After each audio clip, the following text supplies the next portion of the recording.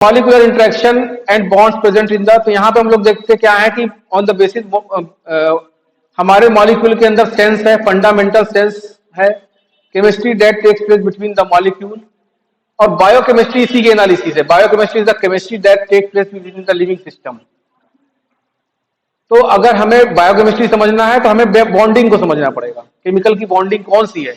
अगर covalent bond बन रहा है तो वहां पे स्ट्रक्चर मजबूत हो रहा है, उसको ब्रेक करना मुश्किल होगा। अगर नॉन कोवैलेंट बॉन्ड है तो वहां पे आसानी से हो रहा है। तो हमें इन बॉन्ड से वहां का स्ट्रक्चर पता चल सकता है, वहां का फंक्शन पता चल सकता है, क्या काम हो रहा है। केमिकल बॉन्ड, ये आपका एटम है मान लीजिए, है ना, दिस इज योर एटम। यहाँ पे वहां बीच में न्यूक्लियस है, उसके चारों तरफ इलेक्ट्रॉन घूम रहा है ऐसे करके, अलग अलग शेल्स हैं। तो होता क्या है कि बाहर वाले में क्या वो होता है, कॉन्फ़िगरेशन क्या होता है, कुछ आइडिया? 2 8 8 18, है ना, 32 ऐसे करके होता है। तो अगर ये संख्या पूरी है तो ये अपना पूरा एनर्जी लेवल सेटिस्फाई कर रहा है ना, वो स्टेबिलिटी मानी जाती है। अगर ये संख्या कम है या ज्यादा है तो वो अनस्टेबल होता है, या तो वो लेगा या फिर वो देगा, दोनों ही चीजें हो सकती हैं। और उसी जो बाहर वाला जो शेल होता है उसको हम लोग क्या बोलते हैं, कौन से इलेक्ट्रॉन बोलते हैं?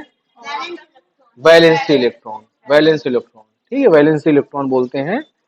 और वही चीज यहाँ पे दिखाया गया है कि अगर कोवेलेंट बॉन्ड बन रहा है तो उसका मतलब वहां पे एक सिंगल, अगर कोवेलेंट बॉन्ड बन रहा है तो वहां सिंगल को एटम होगा। जैसे हाइड्रोजन हाइड्रोजन से जुड़ रहा है तो एक ही एटम है तो अपना वो जुड़ गया टाइप से।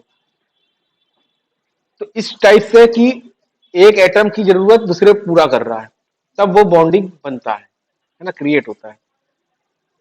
तो ये अलग अलग चीजें होती हैं। एक किसी में एक एटम है, जैसे हाइड्रोजन में देखोगे तो एक शेल होगी सिर्फ, किसी में 2 शेल हो सकती है, किसी में 3 शेल हो सकती है ना, ऐसे करके ये होता है। तो number of electron in outer में shell determines the chemical property. तो जो बाहर जो इलेक्ट्रॉन है वही एटम की प्रॉपर्टी को डिसाइड करती है ना, या तो वो पॉजिटिव वाला हो जाएगा या तो नेगेटिव वाला हो जाएगा। तो उस टाइप से उसकी प्रॉपर्टी डिसाइड होती है। या अगर पूरा है तो उसको इनर्ट बोल देंगे, मतलब उसको पूरा उसका नोबेल गैस टाइप में हो जाएगा उसका। तो ये इसकी एक प्रॉपर्टी जो अदर सराउंडिंग के साथ कैसे इंटरेक्ट करेगा ये डिपेंड करता है इसके नंबर ऑफ इलेक्ट्रॉन्स पे कि ये बाहर कितने हैं। फिर यहाँ पे इसी बेसिस पे आपका ये पीरियोडिक टेबल की प्रॉपर्टीज वगैरह डिसाइड होती हैं आपके, कि अलग अलग हाइड्रोजन हीलियम लिथियम इसकी प्रॉपर्टी जो भी रहेगी वो सब इसके बेसिस पे डिसाइड हो जाएगी आपका। अब यहाँ पे हम लोग देखें, incomplete outer shell tends to react so that both atoms end up with complete outer shell. These atoms may react with each other sharing, donating और receiving electrons। या शेयर कर सकता है या डोनेट कर सकता है, डोनेट या फिर रिसीव कर सकता है ना, कुछ भी हो सकता है उसका।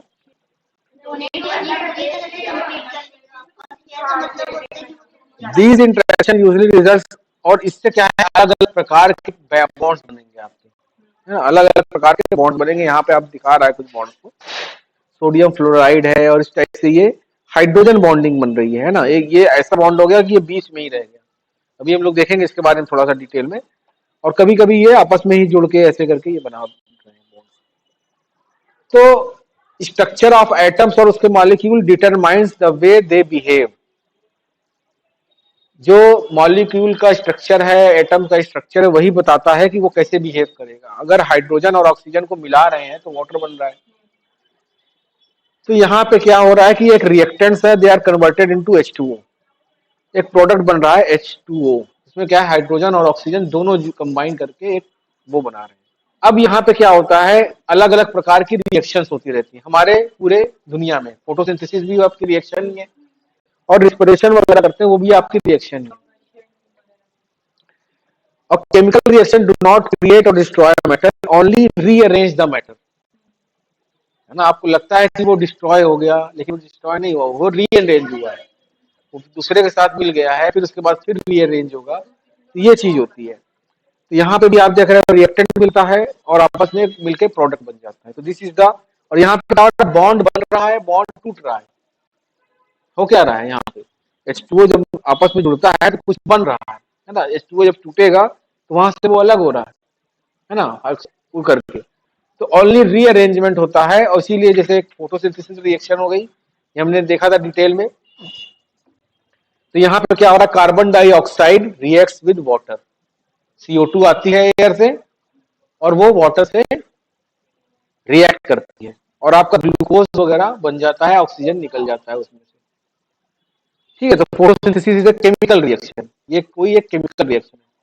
और यहाँ पर क्या हो रहा है, बॉन्ड बन रहा है आपका।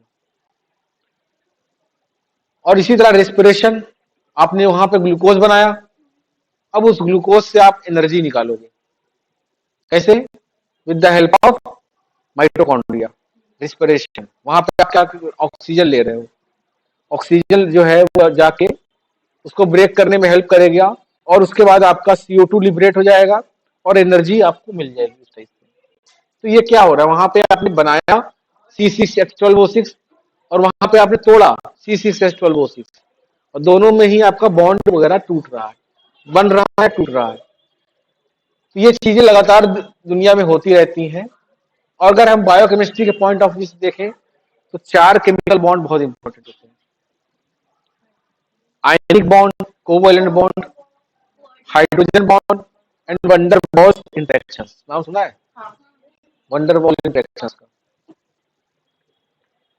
सो ये अब अभी मैं दिखाऊंगा आपको स्लाइड्स वगैरह में कि कैसे ये बहुत इंपॉर्टेंट रोल प्ले करते हैं सारे जो बायोकेमिस्ट्री है उसको।